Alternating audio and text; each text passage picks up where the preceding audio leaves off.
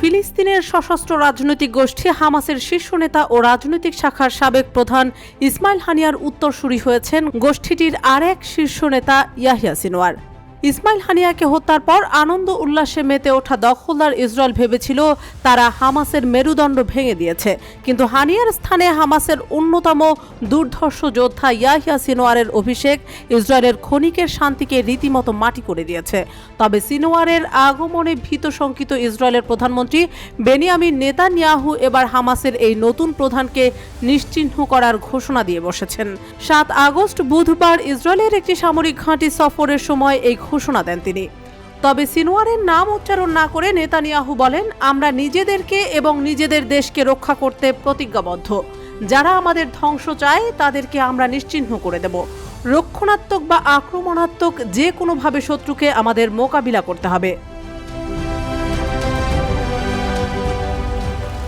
প্রসঙ্গত, হামাস রাজনৈতিক মতাদর্শগত দিক থেকে ইসরায়েলকে সম্পূর্ণ নিশ্চিহ্ন করার পক্ষে। দীর্ঘদিন ফিলিস্তিনের গাজা উপত্যকা নিয়ন্ত্রণকারী এই সশস্ত্র রাজনৈতিক গোষ্ঠীটির শীর্ষ নেতা ছিলেন ইসমাইল হানিয়া। গত 31 জুলাই তেহরানে এক বোমা হামলায় নিহত হন তিনি। হানিয়ার নিহতের দায় এখনও স্বীকার করেনি ইসরায়েল, তবে তার হত্যার সঙ্গে যে ইসরায়েলের গোয়েন্দা সংস্থা মোসাদ জড়িত সে সম্পর্কে নিশ্চিত প্রায় সবাই।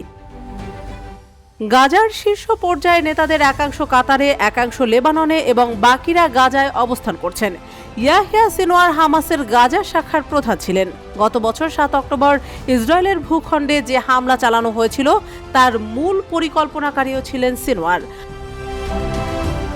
হানিয়া নিহত হওয়ার পর সিনওয়ারকে নতুন শীর্ষ নেতা হিসেবে বেছে নিয়েছে হামাস। তবে সিনওয়ারের এই পদোন্নতি গাজায় চলমান যুদ্ধবিরতি সংলাপকে আরও সংকটের মধ্যে ফেলেছে বলে মনে করছেন আন্তর্জাতিক রাজনীতি ও নিরাপত্তা বিশ্লেষকদের একাংশ। তবে এটা ঠিক যে গাজায় সংকটময় পরিস্থিতির মাঝে হামাসের দ্রুততম সময়ে তাদের প্রধানের পদ পূরণের পদক্ষেপ যুদ্ধের ময়দানে শক্ত অবস্থান ধরে রাখার বিষয়ে গুরুত্বপূর্ণ ভূমিকা পালন করেছে।